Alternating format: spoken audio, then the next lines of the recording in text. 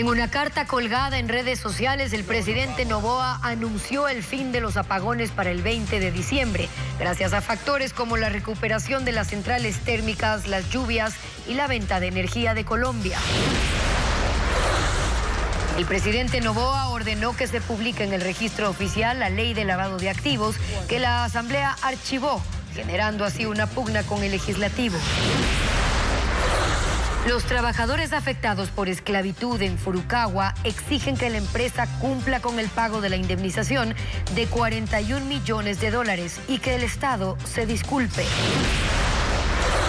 Los agricultores y ganaderos de Chimborazo y Tungurahua se sienten aliviados con la llegada de las primeras lluvias y empezaron la remoción de tierra y siembra de papa, frutilla y cebolla.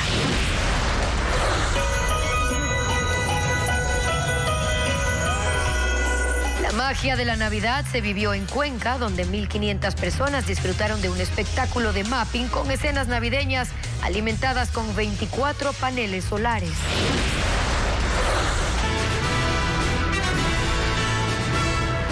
Buenas tardes, amigos. Iniciamos con la información este martes 10 de diciembre del 2024. El presidente Daniel Noboa volvió a anunciar el fin de los apagones en el país. ¿Qué tal, Gaby? Amigos, bienvenidos. El mandatario indicó una nueva fecha, agregó cómo se sustenta la medida.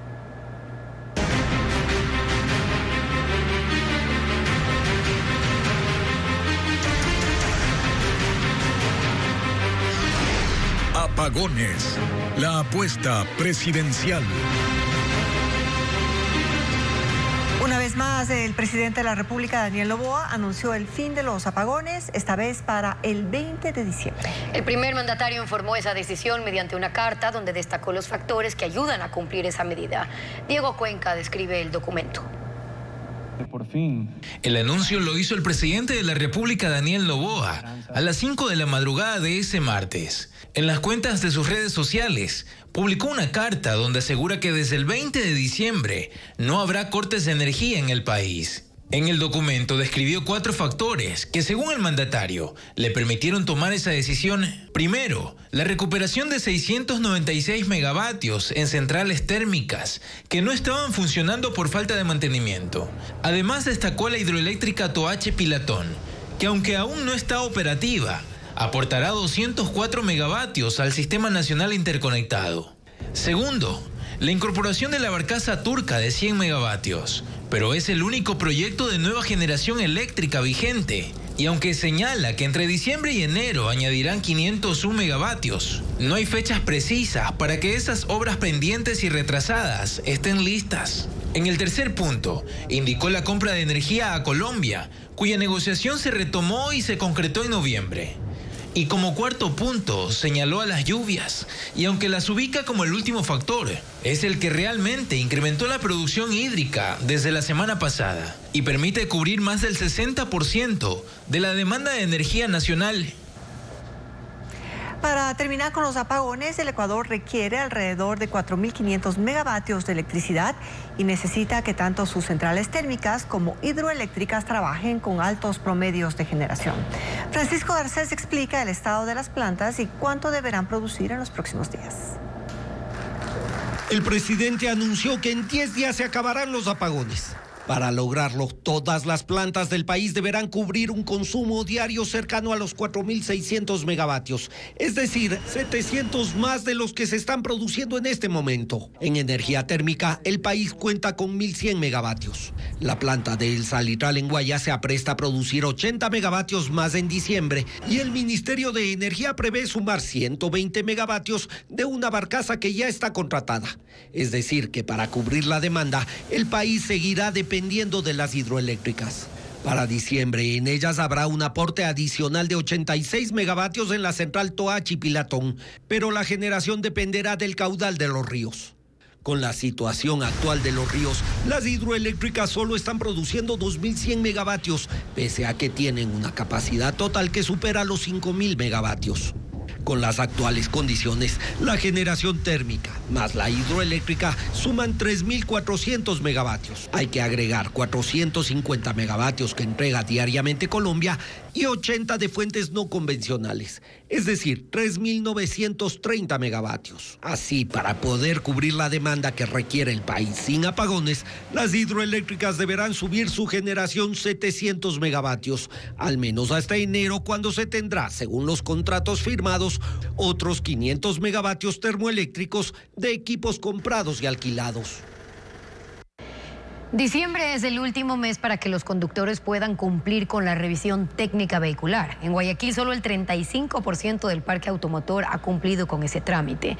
Luis Alfredo Zúñiga informa los pasos que deben realizar los conductores para la revisión, también en otras ciudades. El 31 de diciembre es el plazo final para que los conductores en el país cumplan con la revisión vehicular y los cronogramas y horarios de trabajo varían de un cantón a otro.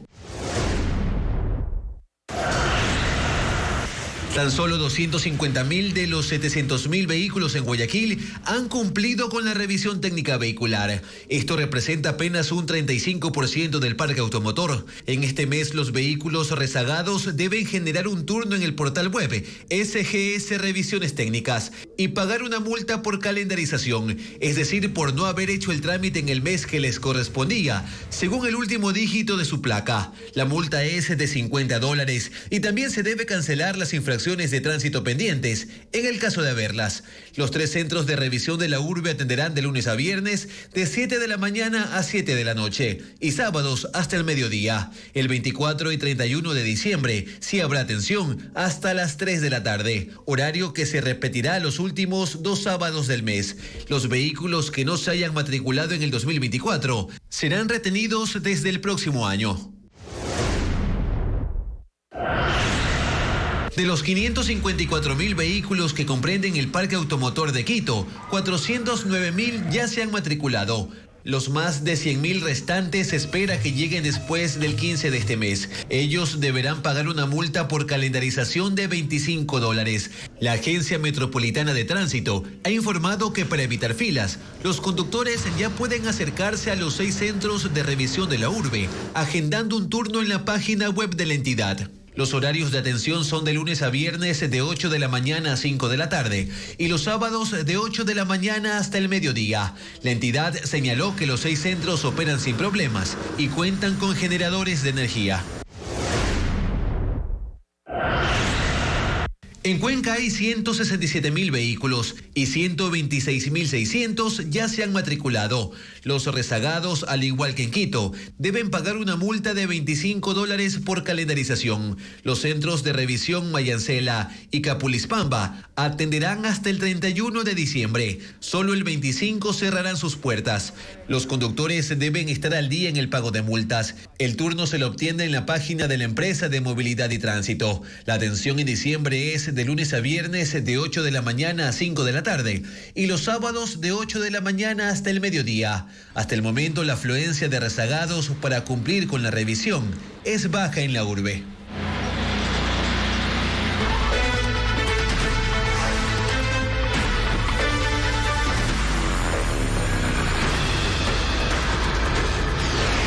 Siria, el nuevo escenario. Siria avanza en la integración de un gobierno provisional que estará activo hasta el 1 de marzo de 2025, pero se desconoce el plan de largo plazo. Naciones Unidas alerta que un fracaso puede desencadenar un nuevo conflicto en medio de una situación política y militar muy frágil con muchos actores de por medio. El ataque contra una base aérea en el norte de Siria terminó con bodegas de almacenamiento de munición del que fue el ejército de Bashar al-Assad y sus milicias de apoyo. El origen no ha sido confirmado, aunque hay informes que atribuyen más de 300 ataques a Israel en un intento de ese país por destruir las armas del régimen anterior, aliado de Irán y del movimiento libanés Hezbollah. Naciones Unidas ha pedido el cese de esos ataques de Israel en medio de una frágil situación política y militar, cuando el poder en Siria está en una fase de transición y tiene al frente a la organización extremista Hayat Tahrir al-Sham, calificada como terrorista por varios países, aunque por ahora el enviado especial de la ONU para Siria ha dicho que está enviando buenos mensajes al pueblo de ese país. El primer ministro británico Keir Starmer dice en cambio que Reino Unido no va a eliminar todavía al grupo militante sirio de su lista de grupos terroristas, que es demasiado pronto. Mohamed al-Bashir dirige el proceso de transición. Tiene desde hoy el cargo de primer ministro interino. Al-Bashir ha sido desde enero jefe del llamado Gobierno de Salvación, una rama política de la organización militar que dirige Abu Muhammad al-Jolani, jefe de la rebelión contra al-Assad. La primera fase del nuevo proceso político es de corto plazo, menos de 3 meses, hasta el 1 de marzo de 2025. Estados Unidos ha dicho que apoya una transición pacífica en Siria, donde las fuerzas que están al mando han señalado que a futuro quieren un país sin ejércitos extranjeros en el territorio.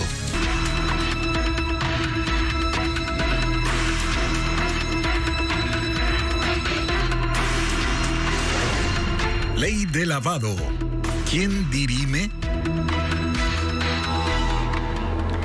Hace pocos momentos el registro oficial publicó la ley urgente remitida por el presidente Noboa y la Asamblea analiza una acción de inconstitucionalidad contra el decreto que ordenó la publicación de la norma. Según el legislativo, hay una arrogación de funciones que puede implicar otras medidas. Patricio Díaz cuenta que el oficialismo acusa de irresponsabilidad a sus colegas. Ejecutivo y Legislativo entran en una nueva pugna. La Asamblea en primer debate archivó la ley para el combate del lavado de activos el pasado 27 de noviembre. El Ejecutivo cuestionó la decisión insistiendo en que debía tramitarse en 2 debates. Por lo que, considerando que el Legislativo no cumplió, dispuso este lunes la publicación de la norma en el registro oficial por Ministerio de la Ley. ¿Qué estamos firmando, presidente? La ley antipillos. ¿Y quiénes son los únicos que se oponen a la ley antipillos? Los pillos. El Parlamento calificó la decisión como un apagón jurídico y pidió al registro oficial no publicar el decreto. Además, anuncian que tomarán medidas. Según el secretario de la Función, Alejandro Muñoz, lo idóneo es una acción de inconstitucionalidad ante la Corte Constitucional. Considera que la Carta Magna sí permite archivar una norma en primer debate, aunque sea económica urgente. Recuerda que desde 2014, 51 leyes ordinarias fueron archivadas de esa forma. Muñoz cuestiona la decisión del presidente. Violenta el principio de independencia y separación de funciones del Estado y que evidentemente lesiona las bases de nuestra democracia. Suma otro argumento, que para pedir la publicación de una norma por Ministerio de la Ley, el Ejecutivo requería una certificación de la Asamblea, pero recién la pidió el lunes en la mañana. Otra de las opciones que analiza el Parlamento es presentar una denuncia penal.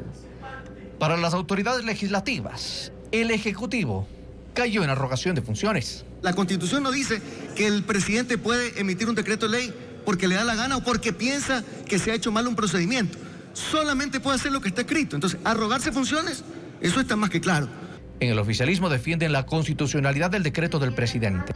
Natalie Farinango dice que se advirtió a los legisladores de la ilegalidad de archivar la ley en primer debate.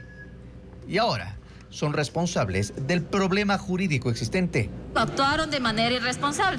¿Cómo archivan un proyecto de ley en primer debate? Se los dijo desde el primer momento. Tenían la oportunidad de mejorar un proyecto de ley. Para eso son, pues para eso nos pagan, para presentar observaciones, para mejorar los proyectos de ley.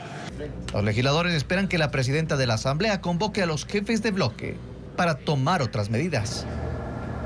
El gobierno y la Asamblea tienen interpretaciones jurídicas distintas sobre la vigencia de la ley de combate al lavado de activos. La Constitución señala que todos los proyectos de ley deben ser tratados en 2 debates antes de su aprobación o archivo. Paul Romero sigue el tema.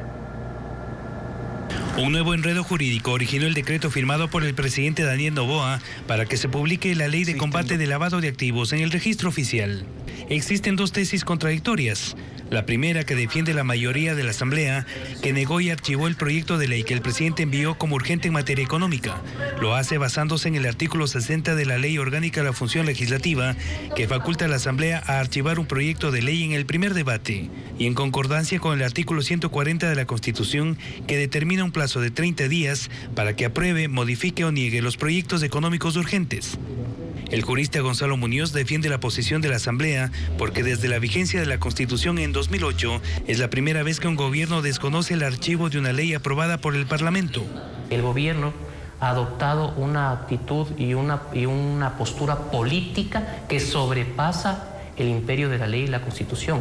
No tiene ningún sentido aducir que un proyecto de ley debe ser obligatoriamente sometido a 2 debates cuando el artículo 60, que data, como repito, desde el año 2009, ha sido aplicado en innumerables ocasiones y ahora también dentro del proceso de creación de ley de un proyecto urgente económico. El Ejecutivo sostiene la otra teoría que se basa en el artículo 137 de la Constitución, según la cual los proyectos de ley deben ser sometidos en la Asamblea a 2 debates. Para el jurista y exsecretario del Parlamento Pablo Santillán, el presidente aplicó ese artículo y no se arrogó funciones.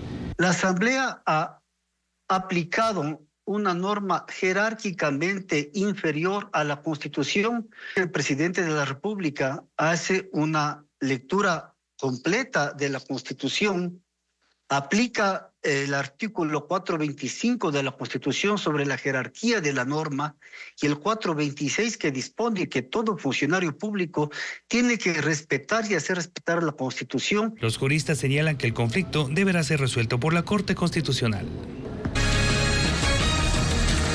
A pocos días de que se cierre el año, ¿cómo se encuentra la ejecución presupuestaria? En la función ejecutiva, los porcentajes son variables. Así como hay carteras que superan el 90%, otras a diciembre están en un 60% de ejecución. A 3 semanas de que termine el año, la función ejecutiva de los 33.692 millones de dólares que registra en el presupuesto codificado ha devengado 29.048 millones. Así, la ejecución se ubica en un 86.2%.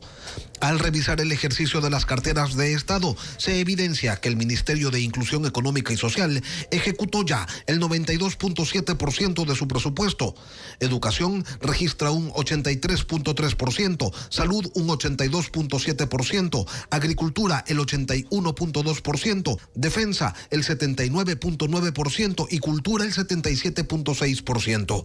Con valores inferiores al 70% se ubican los ministerios de la Mujer con un 69%, Vivienda con 64.1%, Transporte y Obras Públicas tiene una ejecución del 62.1%, Finanzas un 61.2% y el Ministerio del Interior aparece con un 59.6%. Al revisar las cifras oficiales, resalta cómo la crisis eléctrica impactó en el presupuesto del Ministerio de Energía, que originalmente tenía asignados 69 millones de dólares. Los apagones generalizados incrementaron ese monto hasta llegar a los 430 millones. De ese valor se ha devengado ya 399 millones, aunque solo se han pagado 51. Otra entidad en donde destaca el incremento presupuestario es el Centro de Inteligencia Estratégica. De un monto inicial de 21.628.000 dólares, pasó a 69.808.000, de los cuales se ha ejecutado casi todo, 69.167.000 dólares. Eso por el lado de los incrementos, pero también hay reducciones. Por ejemplo, al Ministerio de Educación originalmente se le asignó un presupuesto de 4.008 millones de dólares, pero luego se lo ajustó y en el codificado aparecen 3.483 millones. De ese monto se han devengado 2.903 millones. Y llama la atención porque la Ley Orgánica de Educación Intercultural señala que las asignaciones presupuestarias para el sector de educación son intransferibles e irreductibles, que no podrán ser disminuidas durante el ejercicio fiscal y que sus recursos deberán estar permanentemente disponibles. Por primera vez, el primer ministro de Israel, Benjamín Netanyahu, va a testificar en el juicio en su contra por corrupción. Se lo señala de fraude, soborno y abuso de confianza en 3 casos distintos dentro de su país, y todo ello en medio de una guerra. Decenas de personas se congregaron a las puertas de un tribunal en Tel Aviv, donde Benjamín Netanyahu declaró en el marco de un largo juicio por corrupción que puede amenazar su permanencia en el poder. Es la primera vez que un primer ministro de Israel es procesado y a Netanyahu lo acusan de 3 cargos. Recibir junto a otros miembros de su familia lujosos regalos de empresarios a cambio de favores políticos, restringir la distribución de un periódico opositor, a la par que pagaba por una cobertura favorable a uno de los medios más importantes de Israel, e impulsar normas de gobierno para beneficiar a un gigante de las comunicaciones, a cambio de prensa positiva hacia su figura política. Pero Netanyahu niega todos los señalamientos, aunque admite que recibió regalos sin tener que dar algún beneficio a cambio. Este juicio, que inició en 2020 y fue aplazado varias veces, creó profundas divisiones dentro de Israel en medio de la guerra contra el grupo Hamas y la crisis de los rehenes, por la que ha enfrentado protestas, pedidos de renuncia y destitución. El presidente de Brasil, Luis Ignacio Lula da Silva, fue ingresado en un hospital de Sao Paulo, donde se sometió a una cirugía de cráneo para drenar un derrame, consecuencia de una caída en su casa el 19 de octubre. Lula, de 79 años, acudió anoche a un centro médico en Brasilia por un dolor de cabeza.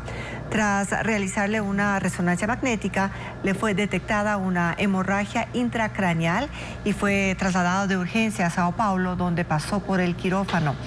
La cirugía se desarrolló sin problemas y Lula no presenta ninguna lesión cerebral, pero permanecerá varios días en la unidad de cuidados intensivos. En China, un hombre en la provincia de Shandong subió parado de manos 999 escalones en el Parque Nacional de Tianmen. La subida de la denominada escalera al cielo es considerada como un reto que conduce a la Puerta al Cielo, un arco natural de roca que ofrece una vista impresionante del paisaje. Esta es una atracción turística muy popular que, según la leyenda, es el lugar donde los dioses se encuentran con el mundo mortal. La organización Nihon Hikandakyo, ganadora del Premio Nobel de la Paz 2024, recibió hoy el galardón en Oslo, Noruega. El señor Terumi Tanaka, uno de los 3 copresidentes, recibió el diploma y la medalla de oro. Esta organización representa a los supervivientes de los bombardeos de Hiroshima y Nagasaki. Tanaka trabaja dando charlas, creando documentales y libros para concientizar sobre las repercusiones fatales por el uso de armas nucleares, por lo que aboga por un mundo libre de armamento atómico. Abogados constitucionalistas consultados por Televistazo explican que, a pesar de que la Corte Constitucional desestimó la acción de interpretación enviada por la Asamblea sobre la suspensión de Verónica Abad, sí deja claro en qué caso se puede aplicar una suspensión temporal o definitiva. Adriana Bermeo con el informe. La Corte Constitucional dijo que para ella todo está claro. Y bajo este argumento desestimó la acción de interpretación que presentó la Asamblea Nacional sobre básicamente 2 puntos del caso de la vicepresidenta de la República, Verónica Abad: su suspensión del cargo y la competencia del Ministerio de Trabajo para sancionar a una autoridad que fue elegida en las urnas. Esto no significa que la Corte Constitucional haya eludido el tema de fondo. En el fallo hace un análisis constitucional en el que argumenta, explica y resalta 3 puntos. Las ausencias temporales o definitivas de un presidente o vicepresidente están estipuladas en la Constitución y solo pueden darse por enfermedad, fuerza mayor o licencia otorgada por la Asamblea Nacional. La causa de fuerza mayor no puede originarse en la suspensión de una autoridad por un acto administrativo, que fue lo que hizo el Ministerio de Trabajo. Y el plazo máximo de ausencia por causa de fuerza mayor es de 3 meses y la suspensión de la vicepresidenta es de 5 meses. Es decir, la Corte se ha pronunciado que no cabe la suspensión. No puede haber ni ausencia por parte de otras normas que no están en la Constitución, como es este caso, la LOCEP, su reglamento y un acuerdo, menos por 150 días. 3 abogados constitucionalistas consultados por Televistazo coinciden en que, si bien el análisis de la Corte es general, aclara que no se permite aplicar otros criterios ni fórmulas para suspender a un presidente o a una vicepresidenta. La Corte, dentro de su análisis, dice estas disposiciones a mi juicio, tienen una claridad conceptual, su alcance está correctamente delimitado en la propia norma constitucional, así que es innecesario y no procedería que yo, Corte Constitucional, le otorgue un alcance distinto al que se desprende de su disposición. Si la acción de interpretación fue desestimada, entonces, ¿a quién le sirven estos criterios emitidos por la Corte Constitucional? Es una información que le sirve a la jueza de instancia que está resolviendo la acción de protección. Lo que la Asamblea presentó fue una acción de interpretación. Lo único que permitía es que la Corte explique o aclare artículos de la Constitución de forma general. De ninguna manera en ese dictamen se iba a resolver el caso específico de la suspensión de la vicepresidenta Verónica Abad. Trabajadores de Furukawa denuncian que esa empresa no es la única que ejecuta prácticas de esclavitud laboral en la agroindustria. Piden al Ministerio de Trabajo y Agricultura que hagan un inventario de otras empresas abacaleras, bananeras, mineras, palmicultoras, que según ellos esconden a sus empleados para evadir controles. Trabajadores de la empresa japonesa Furukawa están en Quito. Visiblemente emocionados aguardan el cumplimiento de la sentencia de la Corte Constitucional que reconoció en días pasados las prácticas de esclavitud a la que fueron sometidos durante 60 años en las tabacaleras. Susana Quiñones, Segundo Ordóñez, María Guerrero y Juliana Quintero trajeron sus testimonios que sirvieron de argumento para que el Estado ecuatoriano sancione el abuso laboral de la empresa asiática. Las haciendas Furukawa nunca tuvieron luz, servicios básicos. Nada, nada de nada. Visita del Ministerio, del Estado, y la decoran a la empresa. Lo que más duele de estos gobiernos, que no se dan cuenta de los abacaleros, lo que hemos vivido, lo que hemos sufrido. María Guerrero relató que sus padres vivían en estos campamentos de Furukawa, sin servicios básicos y en la inmundicia, que ella nació en uno de estos cuartos donde habitaban familias completas. Perdió su niñez y trabajó desde muy pequeña sacando la fibra de abaca. Creció sin educación, salud ni derechos. Ahí también dio a luz a sus 6 hijos. Uno de mis hijos fallecieron en la empresa Furukawa. En la misma empresa falleció también mi padre, fallecieron mis cuñados, falleció mi suegra. Y la empresa nunca te daba una ayuda, pero ni siquiera para que fueras a enterrar a tu familiar que murió.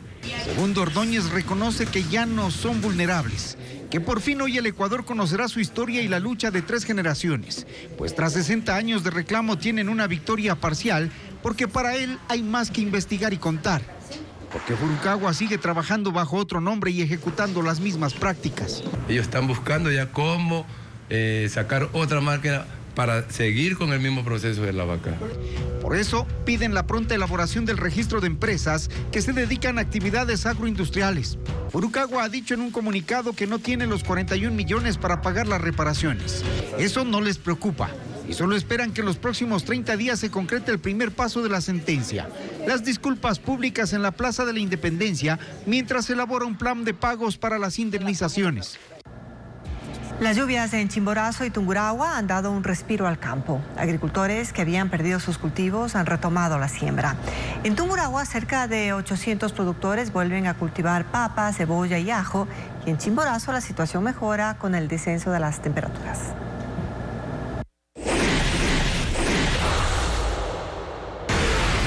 En Riobamba, capital de Chimborazo, las lluvias revitalizan la actividad agrícola. Los surcos agrietados ahora retienen agua y donde había polvo emergen brotes de cebolla, lechuga, col y perejil que se extienden en aproximadamente 30 hectáreas de la comunidad de Huaslán. Vicente Naigua, propietario de 3 parcelas de 200 metros cada una, relata que durante la sequía debió recurrir a un sistema de riego por bombeo para extraer agua de las zonas bajas, con un gasto de entre $20 y $25 semanales en combustibles. En otras parroquias como San Luis, Punín y Licto, los cultivos de pepino, pimiento y tomate riñón de al menos 3.000 agricultores recuperan su ritmo habitual de cosecha. El calor extremo que alcanzaba 35 grados aceleraba la maduración de los productos, haciendo que pasaran de 100 a 240 cajas semanales, muchas de las cuales se perdían por exceso de maduración. Ahora, con temperaturas que rondan 18 grados y la presencia de lluvias, los agricultores observan una recuperación. El sistema de riego Chamboguano, que abastece a 1.200 usuarios de 3 cantones de Chimborazo, ha incrementado su caudal. Esto ha permitido que extensas áreas agrícolas muestren un paisaje más verde y fértil.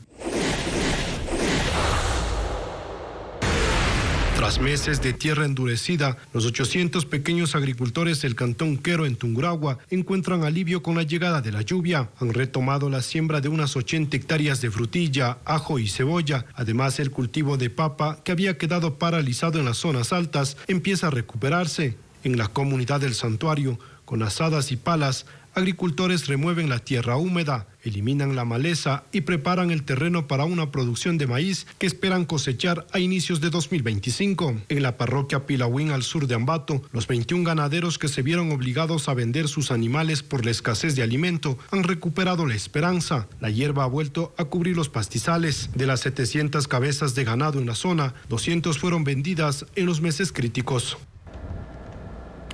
El coro polifónico de la Universidad de Cuenca ofrecerá su concierto navideño en la antigua catedral de la capital Azuaya. Y además, a Guayaquil llegará la artista colombiana Natalia Madrigal para presentar su producción como solista.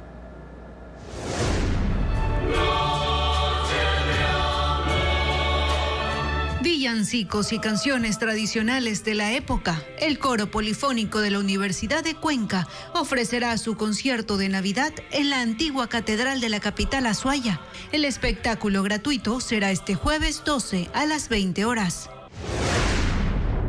¿Quién es Papá Noel? Es la gran pregunta, mis queridos rudos. ¿Quién es? ¿Es hombre o es mujer? No saben. La profesora Carlota dará una clase llena de risas, lecciones y un toque navideño. Resulta que este año Papá Noel recibe más currículos que cartas. Nochebuena, re buena, llegará al Teatro Patio de Comedias en Quito, protagonizado por Juana Guarderas. Las funciones serán los fines de semana del 13 al 22 de diciembre.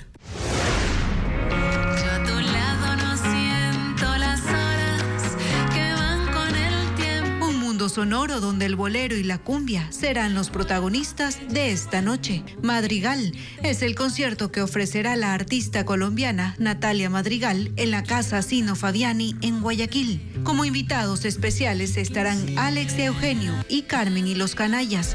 El show será el viernes 13 a las 9 de la noche. Y tú me sentirás. Se revelaron los nominados a los Globos de Oro, una de las premiaciones más importantes del cine, que son la antesala de los Oscar. Ana María Palacios con los candidatos más destacados. ¿No piensas de vez en cuando en todo lo que hizo Manitas?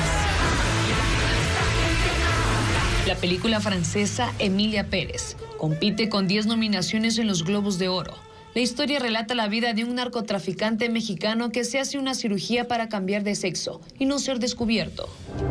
Sé que tengo que dejar muchas cosas atrás. Le sigue con 7 candidaturas el filme The Brutalist, en el que un arquitecto húngaro intenta reconstruir su vida, su matrimonio y profesión en Estados Unidos después de la Segunda Guerra Mundial.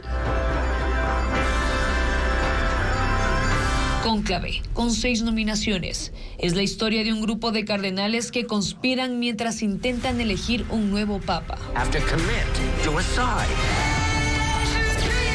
Y le sigue con 5 candidaturas la película Anora, que narra la vida de un stripper estadounidense que se enamora y se casa con un joven adinerado de una familia rusa. Si me caso con una americana, no tendría que volver a Rusia. En la categoría Mejor Actriz de Drama compiten Angelina Jolie por su actuación en María.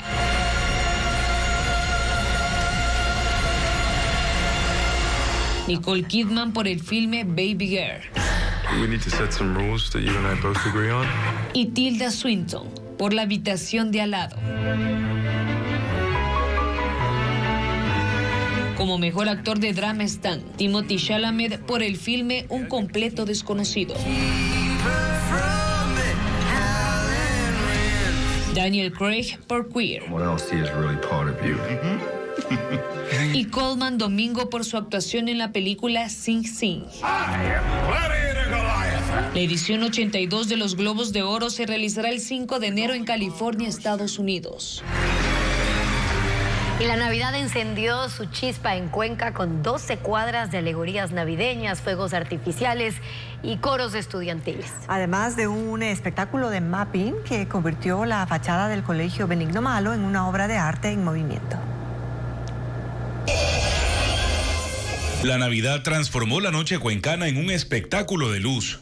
El icónico edificio del Colegio Benigno Malo, en el sur de la ciudad, convirtió su fachada en un lienzo, donde un espectáculo de mapping desplegó escenas navideñas. Árboles, bombillos, estrellas, rosetones, muñecos de nieve, duendes y trenes cobraron vida al ritmo de melodías durante 6 minutos. El show atrajo a unas 1.500 personas. Para muchos, grabarlo con sus celulares fue casi inevitable. También la avenida Solano deslumbró con un corredor de luces que se extiende a lo largo de 1,5 kilómetros, con 250 árboles decorados. Para inaugurar esta ruta, anoche se montaron 5 escenarios donde músicos cuencanos interpretaron villancicos en versiones clásicas, tropicales y de jazz. En el sector de Tres Puentes, la Federación de Establecimientos Católicos del Ecuador reunió a 5 coros que ofrecieron un concierto de villancicos. Los 3 eventos se enlazaron con el lema La Navidad es Cuenca. En medio de la celebración, el cielo se llenó de destellos multicolores con un show de fuegos artificiales de 5 minutos.